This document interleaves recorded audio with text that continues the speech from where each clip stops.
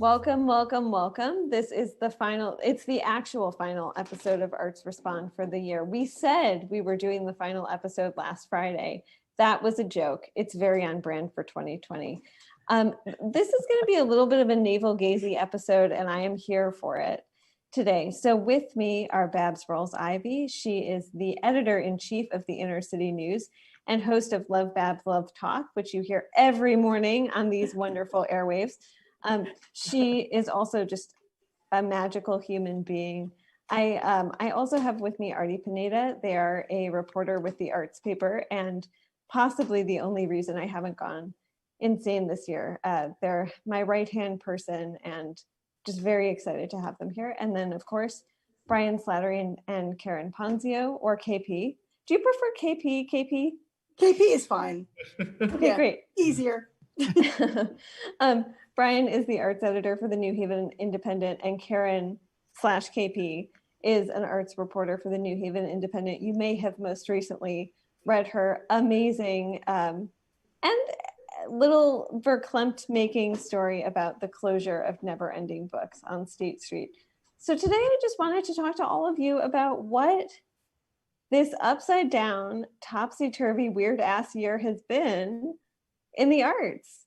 And I don't know who wants to hop in, but this is a very casual conversation. So if anyone wants to hop in, I would say go for it. And I would say we started this year with live performance, which kind of hit me last night when I was walking around in the snow. And I had a little moment of sadness just thinking about both what we've lost and then how artists have continued to bounce back. I will say it has been the artist that has saved me throughout this time. Like, I'm not kidding you. If it had not been for the arts community with their giving spirit of pivoting through these tough times and giving us opportunity to enjoy them still in spaces that, you know, these little boxes, I think I would have been really stir crazy. I appreciate all the writing that, because y'all have been overtime writing, and it has been my saving grace, and artists have been performing overtime. So that for 2020 will be the thing that I take away, that it has been the artist that has provided the real vaccine for all of this foolishness. Yeah. I think most definitely. So Brian and I have already talked about this. I've actually been on a couple of other kind of podcasts about and talking about this too. And you know that when it shifted in March, and I know for me personally, I had like 2 articles going for artists who were supposed to be doing tours and releasing records. And then it was like that 2 weeks in March where nobody knew anything. Like, what's going to happen? Are we all going to die? Like everything was so vague, you know, it really was. Everybody was just like, is this a Stephen King novel? What's going on? And you know, it was like so there was that initial fear of what's going to happen to us, what's going to happen to the community, and are we going to have anything to even write about? And then all of a sudden, it's just everybody very quickly made this shift. I mean, just so, when I look back at the articles, I can't believe how much I wrote like right away, not just the stuff I shifted in March that was already going, but after that, when I went to look back, like I said, Brian and I did something, I look back, I'm like, and I knew this, but it's like to look back at it as in like a form and say, I talked to all of these people did live streams, came out with albums, did something, you know, did things outside when they could. And I already have, I mean, not to get ahead of the game, but I already have plans. I have so many people I've already talked to about January. Yeah. Oh, this is what we're doing in January and February. It's like, I had to get a new planner yesterday and start writing everything down. It's so like Babs, as somebody who reports on it, but then as somebody who's also like a fan of it, like it hasn't stopped for a minute. And that revives me personally and professionally. I mean, the double-edged sword of that is, I mean, I agree with all of it, everything that's been said. I think that the reason for the resilience, though, there's a barb in that, which is that artists are used to making something from nothing. They're used to doing Yeah. so much with so little that, like, this sort of thing, um, it's like someone goes, "Oh, I don't have a job and I don't have any money and I still have to make an album." Well, that's what I did 2 years ago anyway. Mm. It's like, what Right. else is new? We have it's just another obstacle. Like from a sort of personal perspective, I think for a lot of artists, like the way that um you know, I get to say we.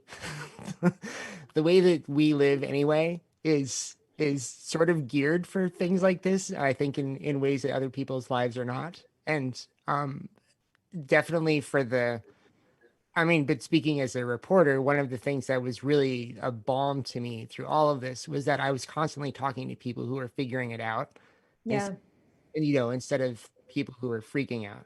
And that Yeah. was like a real, um, it helped me keep my own head on straight for sure, and helped me understand like what it was I was supposed to be doing during this time, you know, and Yeah. I definitely felt a sense of being saved by the arts community around me, but that's partially because the arts community is very good at surviving on very little, and it's one of its great beauties, and also like it's a little bit heartbreaking. Yeah. Definitely. Artie, I want to make sure we get your voice in No, there. yeah, I was just thinking, it's funny because all I know is reporting during pandemic on artists because I started in June, July. Right. Um, so I don't know anything else but this, um, which feels a little bit grim because I think I always had the hope of eventually I will go back to a theater at some point.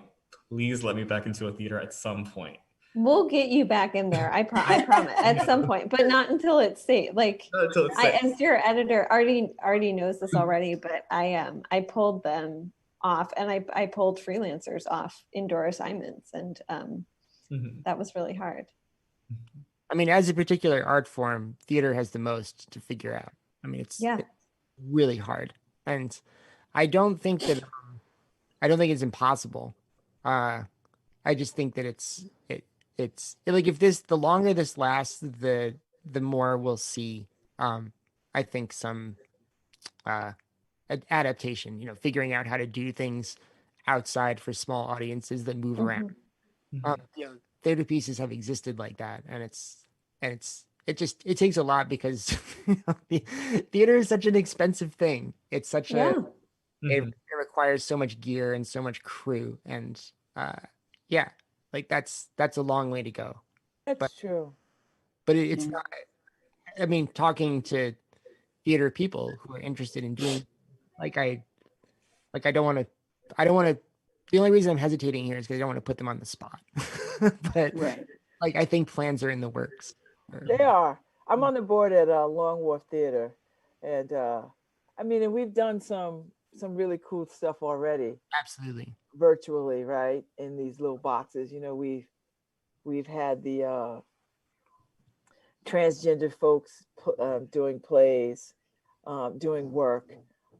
We've just one city, one stage that has been jumping off, and so I mean I think we pivoted very well. But moving forward for the next season, I mean we've got some challenges, right? Because theater is Brian right costly. Um, Yeah. Costly in the sense that the productions cost. You have to pay people. You want to keep the doors open, Yeah. and how do you make theater for this time and still have the same, have audiences enjoy it? It's but you know what? If nothing else, theater people are the most creative people. For sure. So whatever comes out of this will be brilliant. I imagine from what I've seen has been brilliant. So I remain optimistic and quite hopeful. But Artie, we will be together in theater. Yes. someday. Right, right. Artie and I were together at a show, so that's how I met Artie. We were at the jazz brunch. Yes. So there was actually an opportunity where a lot of times where you see somebody out and you don't, I got to be like, hey, I'm KP, over at, you know, the brunch over there down in Science Park. And that was a beautiful example of, you know, a gorgeous day. Let's have some jazz music with some brunch. And it just, again, it was like this, it was like people were just coming out like, to the sun, like it was like a religious type of jazz. Where now? What? yeah, right. Yeah. Oh no, this is actually kind of a small jazz we're gathering right now. but yeah, so I mean, you know, and that's something I actually have been thinking about, of all of these wonderful things that were able to happen while we had good weather. Yeah. Which I, you know, I was able to cover quite a few outdoor shows and experiences. And now we're heading into, this is going to be the part of COVID going into winter, because when COVID started, we were coming out of winter. So it was a little different thing of saying, okay, what can we do with these? Oh, we can do outside. Okay, that works. We found out that we could do that in a certain way. So now the challenge is going to be the winter months, where a lot of people, you'll be like, you know, I'm not going downtown in the snow. Right. Okay, I know a lot of people who were like that. They didn't come out a lot in the winter anyway. That being said, now it's just like a, you know, the seasonal thing, the dark, being dark early, even though I know now it's the solstice. It's just different. So it'll be interesting to see what happens. It'll be interesting. Absolutely. Well, so one thing I wanted to ask, I think I'll flip the order in which I was going to ask these, is so everyone has, as reporters, we love all of the articles we report on. They're like our children, whatever. Everyone has favorites. This is like, you know, it's a total fallacy that in a year of, I don't know how many hundreds of articles or perhaps more between all of us, there have been ones that really stuck out as, oh, this is why I'm doing my job, especially when maybe the year felt really upside down. And so I would love to know from all of you about a couple things you've reported on where you've thought, I really love reporting on this, or I'm really moved by this, or wow, that was so inventive. I mean, the Never Ending Books one that just came out has been like kind of my life for a bit. And then again, the idea that I performed there, it was one of the first places I performed. It is where I met like probably 50% of the friends I have now. So, you know, so I would say that if I'm going to pick two, I would say that one. Absolutely. You can pick more than two. Yeah, because I'm gonna pick two in particular because I want to give time to other people. So the first one would be that one, for obvious reasons that it's an important place in New Haven for anyone who has ever been there and performed there and saw a show there. It's really a community and a gathering spot. It meant a lot. I knew writing it was going to mean a lot to everybody who read it, because the place meant so much to everybody who had been there. So it was, for me personally and professionally, I really put so much of myself into that from both sides. So the importance of that one, and you know, again, it just, you know, we all have like a little bit of our heart there. Yeah. Who've been there. You can't not, it's just the place. And then probably the other one that I would pick, I know I could pick more, is I would say the Dust Hat show at Cafe 9 that they did on the roof. Because that just, it again was another one of those shows, like I just talked about with the jazz show, where people just came out and were just like, we're back at Cafe 9 and there's music and there's friends and there's beer and there's people, and it was the sun setting and the the Sunra mural up there, which again was another big thing that happened. It just, everything came together. It just came, every aspect of the year came together and gave everybody like 3 hours of just pure joy. And I know we did it again with the write-offs, and that was a great show too. But there was something about that night, that weather, that moment that was just like this epic moment for New Haven. And I'm so glad I got to be there. I'm so glad I got to share it with people. The videos came out really good. I was concerned about the, am I going to have to get on the roof? And I'm like, I'm not getting on that roof. And they're like, you're not going on the roof. I'm like, good, because I don't want to go on the roof, because KP doesn't do heights. Babs, I know you're on my side with this one. Things that we won't do. Things that we won't do. I think there's a different word, but the FCC isn't cool with it. So that's right. So we got each other. I got you, Babs. So we all do. But yeah, so that I would say those two. Because there was sadness involved in both of them too, because it was like, oh, we want to be back there so much, but at least we have this. And then same thing with Never Ending Books. There's these wonderful it's sad, but there's also these wonderful memories, and the spirit of that maybe that will. Can we do that again? Can we capture that another way? Like that captured those years. What's the next phase? And can we be inspired by that to do something similar? So those are my two. Yeah. Artie, I want to hop to you. Yeah, I just had to pull up the list. I think the first one that comes to mind is something which I was really glad about and have been thinking about is accessibility of different art forms in different languages, how that's kind of been increasing, and accessibility to those things. Was the Ula put on the story of the Lost Children, Los Niños Perdidos, fully sobbed at it because it was theater, and it was one of the few theater things I was able to go to.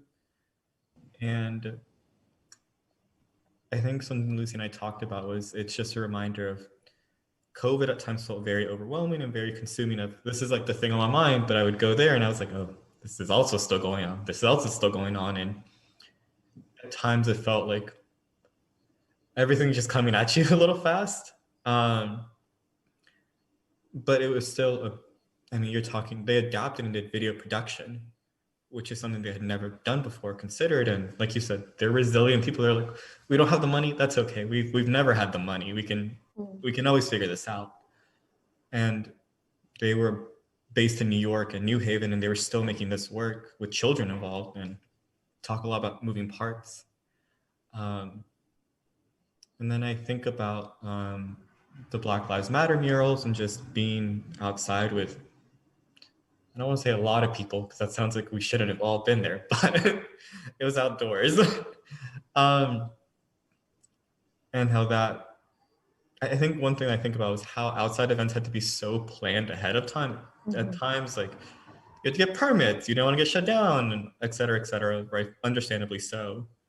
But it didn't feel like that when you were there. You were like, this is just, people coming by off the street, people joining, people getting off the bus stop. Also, it was a good reminder of, how do I say this? Funding is available and people will still find avenues to fund projects, which also, Lucy, I think this is something you know a little more about, but just art funding and how really important that is during this time, and how it's very complicated. And a lot of these really big ventures reminded me of how precarious it is to be an artist and still want to keep doing things. But I think those are the two that come to mind. Yeah. Brian, I'd like to hop to you. This is funny because it's not an article for the Independent, but there's a journal of environmental writing called Reckoning that I've contributed to. And early on during the pandemic, the editor wrote all their contributors to say, like, do you think that there's a place for the arts during the pandemic? And what are the things what are the lessons that you've learned from it? And he sent this out in March, and I was just thinking like, oh my God, like I have nothing to say about this right now. Like it's all way too soon. And then kind of, fast forward, not even that far, like I think to the end of April or early May. I had been telling people over and over again, it's been really nice talking to people who are like keeping their heads down and getting things done and figuring things out and blah, blah, blah, blah, blah. And I looked over I looked over everything that I'd covered since the beginning of the pandemic and realized that I could cobble together an essay that was quotes from everyone, and the way that they all kind of lined up into this kind of amazing essay about resilience and precarity and moving forward and gathering strength from your community. And it was kind of like amazingly coherent, considering that it was pieced together from about like, I think it was like 26 different people, of all, with a pretty like even split. Demographically, like, it was young and old, it was black, brown, and white, it was women and men, and it was kind of like everybody was sort of pointed at the same thing.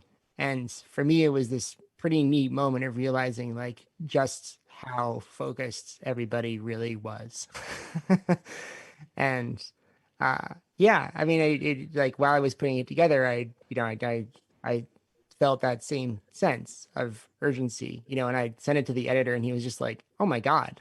I was like, "I know, right? All I did was make a collage, basically, but it was a collage of some real accumulated wisdom from like a lot of people around here."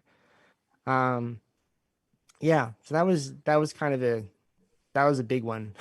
And it ended up sort of being, like I said, it was like you asked me for two and I just gave you like 26, but That's okay. I love it. And Babs, I want to ask you too, because you and I have spoken many times this year about the role of arts in literally keeping us alive and keeping people moving forward. Oh, I think you're muted. unmute. Sorry. It's very 2020. I know, right? And I do this every day. You think I know better by now. I think the stories I loved best was the stuff that I got to run in the inner city. But this had to be one of my favorites. When when we saw DJs playing at or musicians and DJs, a party at the polls, I thought that connected us to a larger.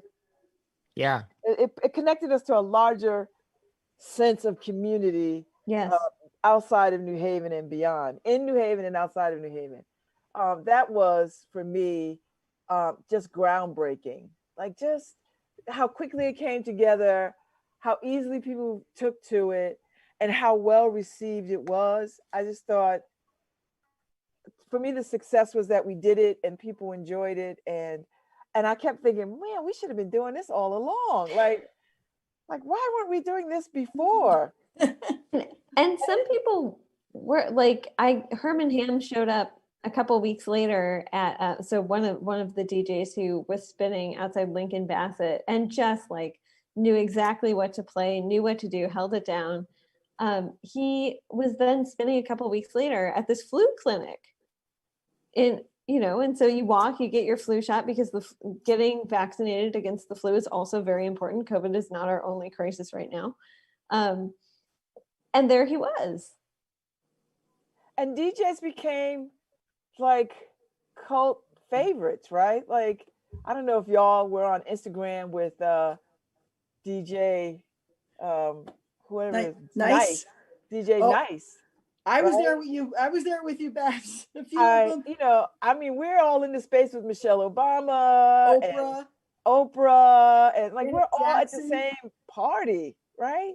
So that tied it to me. And then my other favorite pieces were the pieces that were done with the restaurants. Like, I just saw the artistry in their food, and just to showcase and highlight these restaurants. I know it meant something to them, but it meant so much to me to sort of see that, because New Haven is a very much a food town. And to see the food given its due was so, I mean, it was just so perfect. So those were my favorite things. I would every week wait for the Independent to come out with with the food story. Like, okay, who are they gonna highlight? Like, where they gonna eat? Like, where they eating? Yeah. Yeah. And I will say, shout out to the whole indie crew, because the new series, it's a relatively new series, about 2 or 3 weeks old. Today's special is something I love so much. So every day, one of the Indies reporters goes into a restaurant, talks to the chef, and gets a dish. And I love reading about just the diversity of food and culinary artists in New Haven and Hamden. I just loved it. And it just, and even, and restaurants and bars, they're up against it right now in ways that we can't even wrap our brains around. But just to see that light shone on a restaurant or a chef was just amazing. And then, and my third one was all the Black Lives Matter murals. I was so moved by that too. That connected me to a larger community outside of New Haven, because everybody across the country and around the world was writing Black Lives Matter in the streets and across buildings. And so that just put us on the same stage as Paris and New York and DC and and our sisters and brothers in South America that were doing it. I just felt so proud, that we had the wherewithal to do that with very little pushback, Yeah. with very little pushback of people being like mean or anti-BLM. It just was a lovely moment to capture. So, I mean, the overall conversations that I've been having this year with artists from all kinds of disciplines has been really interesting, and like putting me somewhat at odds with the general conversation about what we're supposed to be getting out of the pandemic. Because I think that in mainstream society, there's this idea that when this is all over, we're going to be able to get back to normal. And there's a very keen sense you get from the arts community of like, normal wasn't actually that great. Yeah. Yeah. Like there's a reason that I don't think it's a coincidence that we have had this incredible and way long overdue political reckoning with, with race during this. I like that doesn't feel like an accident to me. I mean, I'd like us to start on sexism too. That would be cool. But I'm down. Yeah. But I think that like among artists, I think it's been really nice to hear the conversation about like not how do we get back to normal, but like how do we use this as a chance to like hit the reset button on a bunch of things that weren't that great to begin with, and try to put something together that's better than it was before. That's more equitable, more inclusive. Maybe, I mean, these are buzzwords to me now because we've heard them so often. But the word I would describe it is maybe kinder. Just just kinder to more people. And it's such a like starry-eyed optimistic thing to think, but I think a lot of people actually want that. And the work involved in getting that starry-eyed thing to happen is not a starry-eyed thing. That's a lot of hard work, but I feel like there's an appetite for it that wasn't there a couple of years ago. And it'll be interesting to see if we're able to pull something like that off. I mean, if not a complete reordering of society, just like a little less traffic would be nice too. Yeah. Yeah. Well, one thing, so I want to share, poor Artie has seen my whole, like, I have like 12 favorite things that happened this year, but I'm not going to share all of those. But I would say some of my favorites have been, Brian, these opportunities for teaching and for messiness and for folks to say, hey, this hasn't been the way maybe it should be. And so one of them that I've actually both enjoyed, and I joke with people that I have reported on this so they don't have to sit through these meetings, But the bi-weekly meetings of the Worcester Square Monument Committee, which has been a lot of folks from different sections of the city and from East Haven, who are sort of totally at odds over what should replace the statue of Christopher Columbus, although they've made a decision that now it's going to go to the Board of Alders. And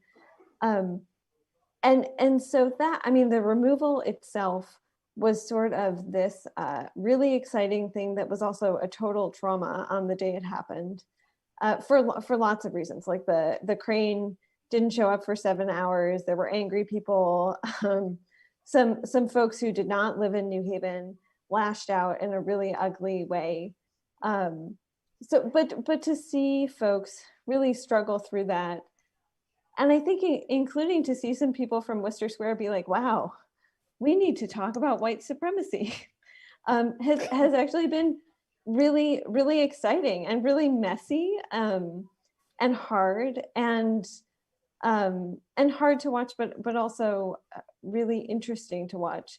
And then the other is, I think, the way that the entire city in very different ways showed up for Juneteenth, and also showed up for rallies and protests around the murder of not only George Floyd, but many, many Black men and women who have been killed by state sanctioned violence this year, and in years before 2020.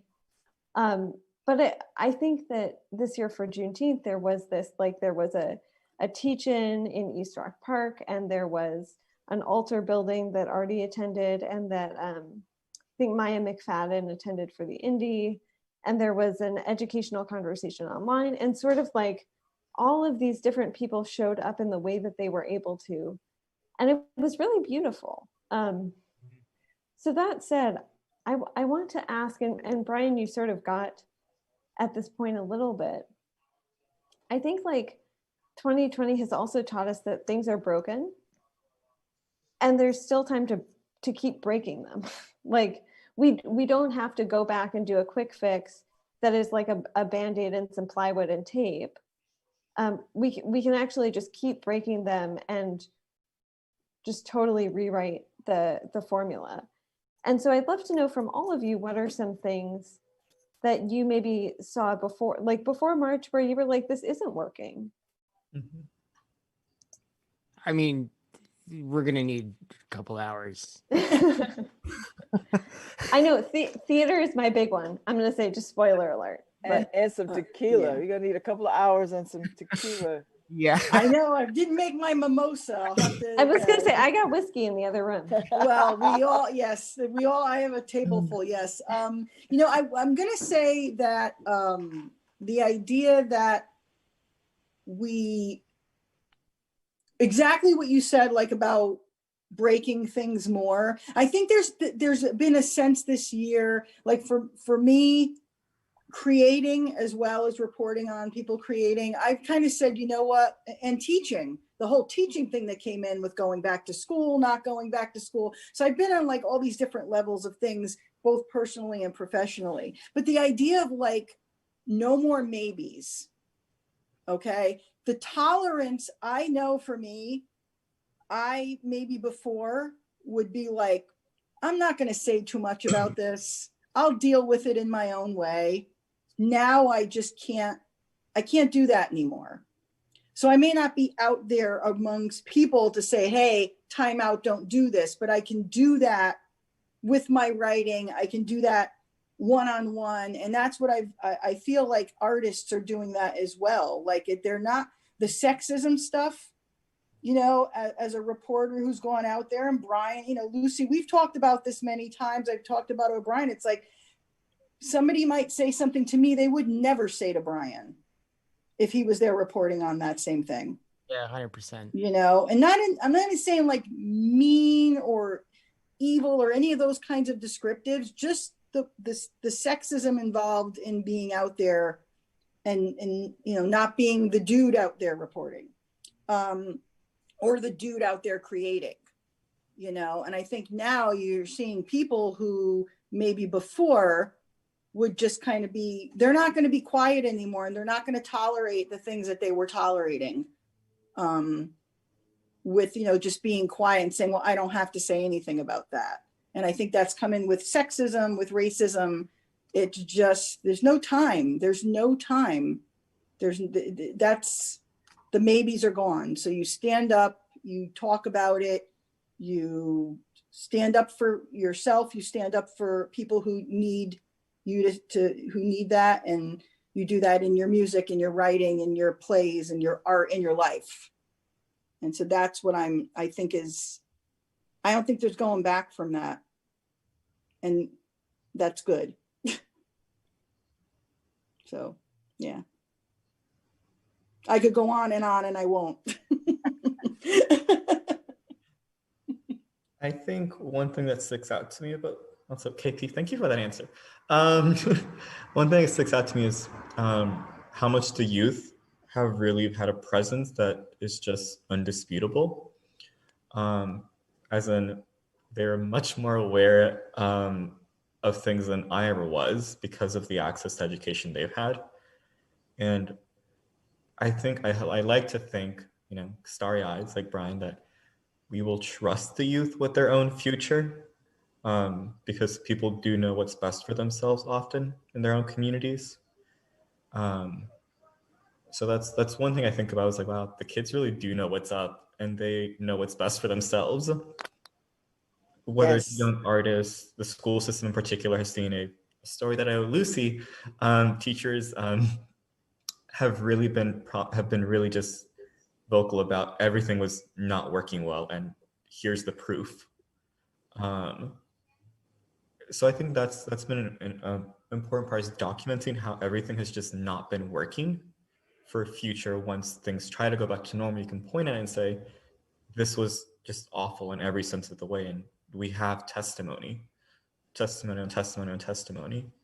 So I guess I'm really hopeful that the youth is really incorporated in what the future looks like. Definitely. Yeah, they know what's up. I teach a small group of them, and they know what's up. I feel very good about the youth of today. Brian, I can see the little gears turning. or big gears. I don't know. No, I mean, like that has been a definite refrain. I catch myself saying things like, can we lower the voting age to 12, please? Oh my gosh, yes. Please. Can people start running for office at 20, please? Like, right. Can we change all of that? Like the reordering of priorities that would happen if we had like a larger number of younger people in office. It's just like, how soon can that happen?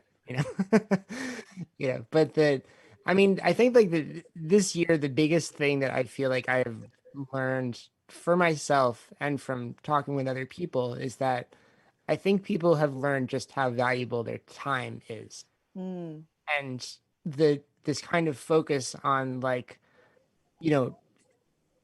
that we've been told for our entire lives that it's basically all about money. And it's like, what if you change that to like, it's all about time? It's the one thing you can't get back. It's the most precious commodity we have. And, the idea that, it's not, and not to say that like everyone should work less. Though I think everybody should be able to work less. It's just about, not giving your time to things that don't work, that don't matter, that aren't important, that that are, or not giving your time to something that you don't get anything back from, which is I think a lot of what people's lives are like. It's about working long hours for low pay so that somebody else can put money in their pocket. And like I think that kind of thing has come into very, very stark relief during all of this. And I'm hopeful that the anger that I see about that translates to some real change and to some real some real reordering of the way things happen around here. I like, again, it's one of those huge things, but like it's something that it's, to me, I find that anger to be very hopeful and very positive, and I'd like to see where it goes. Agreed. Babs? It is not lost on me that all these movements have been headed up by children, not children, but young people, and not by pastors and ministers and churches. That it has been young people, which is reminiscent of Dr. King. He was 20. So he was a 20-year-old man when he started all of it. Him and Stokely Carmichael and Ralph Abernathy and Andrew Young, like they were all in their 20s. So revolutions are always revolutions are not started by 57-year-old people like myself. They are started by young people, and it was just I, like you, KP, felt like, you know what, the world's going to be all right when young people take to the streets, and they took to the streets, and they haven't left these streets. They took over highways. It was a beautiful thing. I was so impressed and scared and impressed and scared some more when these I'm going to cry. I feel exactly the same way. They took over the highways, and they were like, and I'm playing command center to Paul and Tom Breen from my house, from my porch. I couldn't get out there and march with them for a lot of reasons. I have a cane and I have my mobility, but if I could, I would. But the fact that they were out there on the highway, taking it over and daring, just daring greatly. I've never been more prouder than a lot of things in my life than to see that, to bear witness to that. I'm okay with these young people. They're gonna be heard. And they're not gonna wait for us to give them access. They're gonna walk right in and kick the door down, and do what needs to be done, and use the language that they are comfortable with to move the agendas that make sense for all of us. That was a joy. Absolute joy. I agree with you. I mean, for me, like the pleasure of like pivoting and adapting to what younger people think and feel and want is like, it's been like one of the most fun things I've ever done. Being like, how can I help you? Like, how can I be a part of this? And like, but I don't want to lead anything. Yeah. I'm a person with like, we're old now. We don't want to lead anything. We want to sit on the porch and like when someone's like, I'm a musician. If someone goes call a tune, I'm like, you call a tune. I don't want to lead anything. You call a tune. I'm gonna use that, Brian. You call a tune. That's our new phrase. That's our new phrase. You call a tune. Like I'm like, that's how I am as a person. But like, it's been like delightful to see so many people 20 years younger. I'm 45. Delightful to see 20 people 20 years younger than me just like taking the reins. I'm just like, yes, let's do this. Yeah. How can I be your bass player? I want to support you. Yeah, and I do want to say this is not a sweeping generalization, but in New Haven and Hampton, by and large, the people who have been at the forefront of the protests in the streets, the very courageous actions, but also things that I very much consider activism, like painting murals for Black Lives Matter New Haven, like holding space for the city's first Black art fair on Orange Street. All of those folks have been writers, and they have been painters, and they've been musicians, and they've been the role that dance and specifically bomba has played, and this was true last year too, but has played in sort of protest and acts of resistance all year, has been really moving. And a lot of the young folks who are leading the Fight Through Citywide Youth Coalition are artists. They're young artists. Can I mention something too, Lucy? It just reminded me of this. I had it there, and then in other places. Film. So let's not forget film. So we had just recently the Black Haven Film Festival, which was phenomenal. Shout out to phenomenal. Selwa of Juice of War and CT Core. What again, such a fertile ground for these short films, and each one was so unique and moving, whether it was a couple of minutes or 10, whoever made it, whatever, each one of them was such an individualized voice. Yeah. And even Chad's music that he presented, even that was its own piece of film. So you have that. And then the New Haven Docs Film Festival did a student competition, which they always do, but they added one and said, if you want to do like a COVID quarantine type film.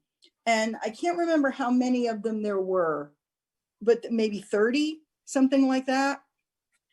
One after the other, watching was just, and some were funny and some were, and nothing, I'm not comparing them, but some of them were so moving. And again, these were high school students and college students. And given that little bit of time on film, just like, it just was very off the cuff of make this thing, do this new thing. Some of them never did anything like that before, but it was another medium to explore. And they did explore things like racism and sexuality and not just, death. So, very heavy themes. And again, it was another thing as I'm watching them, I'm like tearing up and I'm like, this is just the most beautiful, and for some of them, it's a very new medium. Yeah. And it's something you can do on your own. So COVID allows this thing to happen.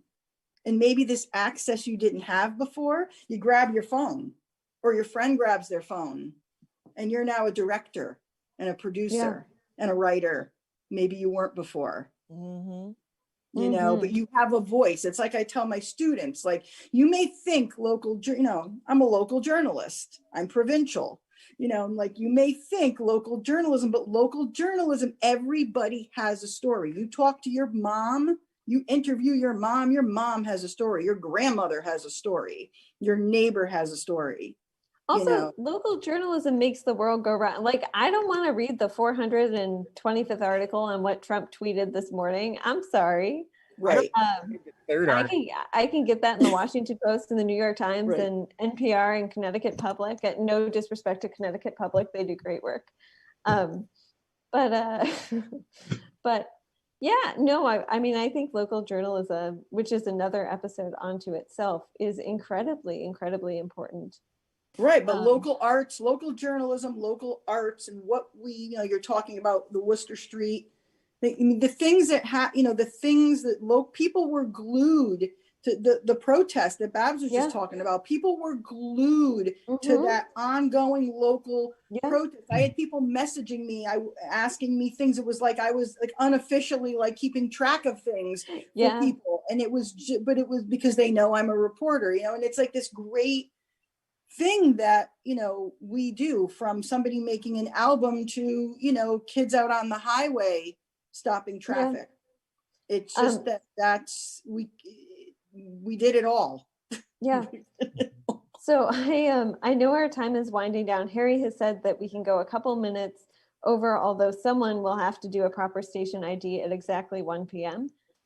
So whoever is talking, just go for it.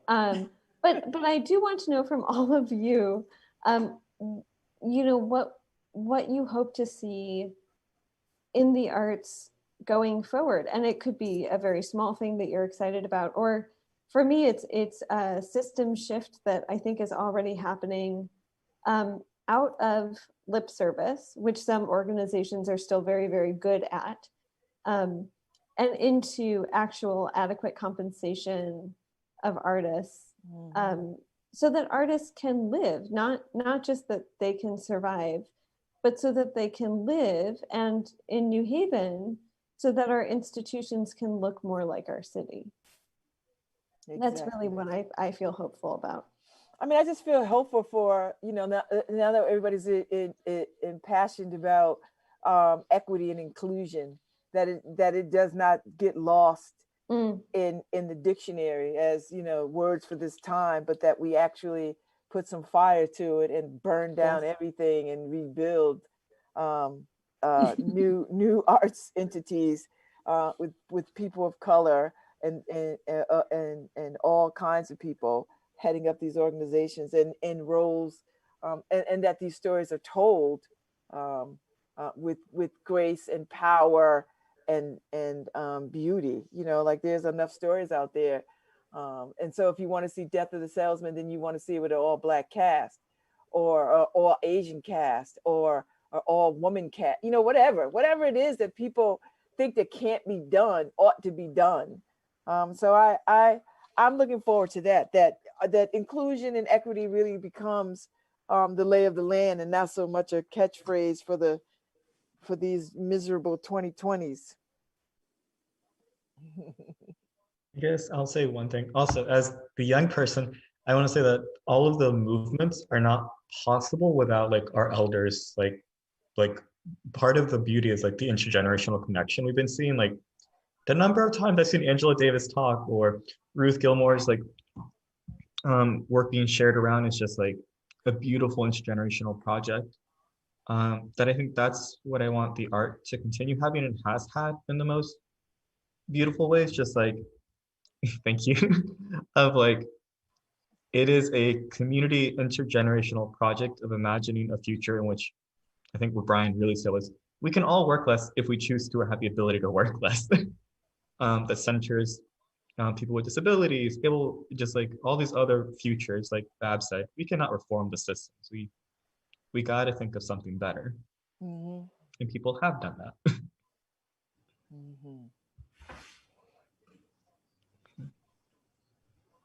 Go ahead, Brian. No, I mean it's sort of, I mean it's more of the same sort of thing. I mean I'd really like to, I think that artists have realized that there are certain things that we don't really need. And I don't mean things like I mean the music industry is the best example.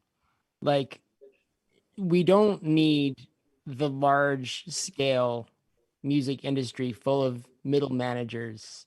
We don't need these like enormous national level companies.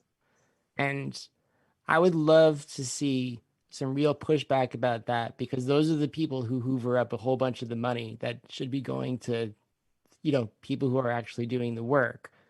And when I say people who are doing the work, I don't just mean like the artists themselves. Like artists need a support network, but that support network doesn't have to be enormous. You know, it can extend to venues and the things that go into operating venues. It can go to theaters.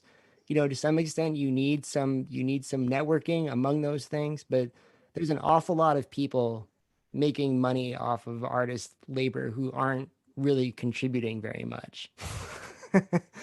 And I would love to see a lot of that go away, and to see like instead, you know, like that we get to sort of build a better version of the arts industry.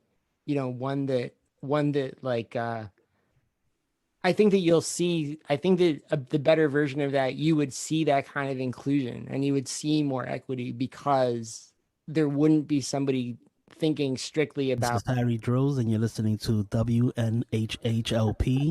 103.5 FM, New Haven.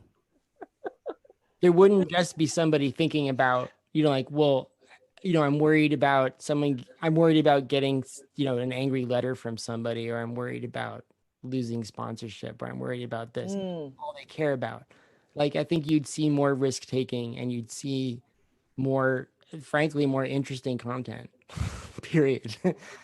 You know, if we got rid of a bunch of the people whose job it is seems to be to say no a lot of the time. And then say no, and then meanwhile collect a paycheck. I think that's so true. And I mean, you said this too, but it absolutely extends to the world of theater as well. And I think there's been a lot of that, where theater artists, like musicians, were like just scraping by. And I'm not just talking about actors, but also like dramaturgs and costume designers and lighting folks. And now they're not scraping by. There was just an article in the Hartford Courant about someone who did lighting and was like virtuosic for 20 years at Hartford Stage, and is now driving a FedEx truck part-time. Mm-hmm. I'm trying to, how do I want to say this? Okay, so what I'm hopeful for. So I love to mom people. I just do it. I can't help it. I do it in my job. I do it in my personal life. I do it teaching. Sometimes I have to pull back, but I've heard this phrase during this time of saying we're all in the same storm, but we're not in the same boat. I want to hear what's going on in your boat. I want to know what's going on in that boat. Tell me about your boat. How did you build that boat? Who's on that boat with you? What's the story behind your boat? That's what I want to know. I want to know it from I want to know it from the youth. I want to know it from the elders. I want to know it from everybody. I want to know it from people on boats and other exactly in other places locally. I want to hear those stories. I hope Barry said we're going to need a bigger boat. We are going to. Yeah. And I think I would add to that, how much does the federal government need to give you per month for that boat not to have like holes in it? Right. For that boat to stay afloat. Yes. So it's for like, you not have to work 18-hour days. Yeah. Right. So the thing is that my hope is that maybe somebody who before didn't think, just thought they were there with everybody else, now realizes that they have a voice. Like I said, the youth, they're telling their stories. Brian and I talk about this all the time. They are who they are. The things that some of the older people are doing of proclaiming these things, this is just who these kids are now. Yeah. All the time. I love that. And I want to hear what they're important. I tell them all the time, it's not just me being like, oh, you're such a good boy or girl. You are all important. Every person is important. Every child, every story, these are important things. And I want to hear that. I want to hear everybody's story. And my hope is that financially, whether it's community support, whatever it is, I'm going to do everything I can to help people to either tell those stories or help people tell those stories, whether it's as a reporter, a teacher, or a human being. That's what I'm here for. You are every one of you is important. So I'm hoping that I see that not just with me, but with other people too. And I'm hoping that just persists. I know we're all doing it. I know everybody here is doing it. I see other people starting to do it. I hope that just continues to blossom, that keeps paying forward and it keeps going. That's my hope. And you know, it might sound trite to people, but I could care less. Like I said, no maybes. It's what I care about, and I'm going to keep caring about it. So I feel like you need a microphone just to drop at the end of that. Here's my phone. Don't drop your phone. Don't drop your phone. Right. Yeah. Phones are expensive as all get out. I know. It's the last thing we need now is any broken electronic devices. Was it worth it? Babs, will you close us out? This is a great conversation, Lucy. I appreciate this. It gives me a lot of hope moving into 2020. That we can have these kinds of conversations and joy, because there's a lot to be unhappy and sad about. I mean, we have people dying to the left and right of us because of a virus that has not been taken seriously, and now we're scrambling. We have neighbors who are hungry. We have children who are struggling in school, and we have the luxury and the privilege to sit and have these kinds of conversations because they are necessary. So I appreciate you gathering us. This makes me very hopeful for the future. And, I'm glad to see y'all. Seriously glad to see y'all. Yeah. Great to see everybody. Yeah, it's been awesome.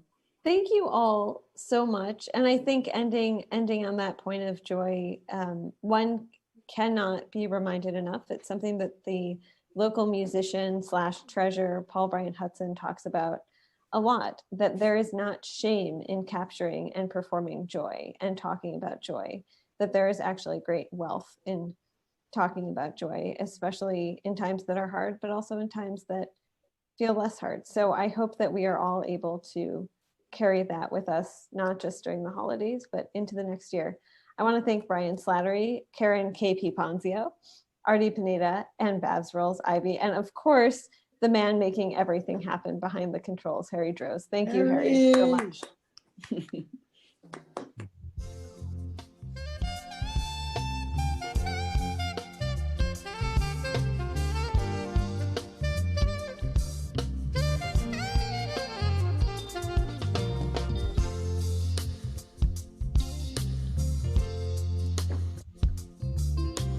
we know now? Is that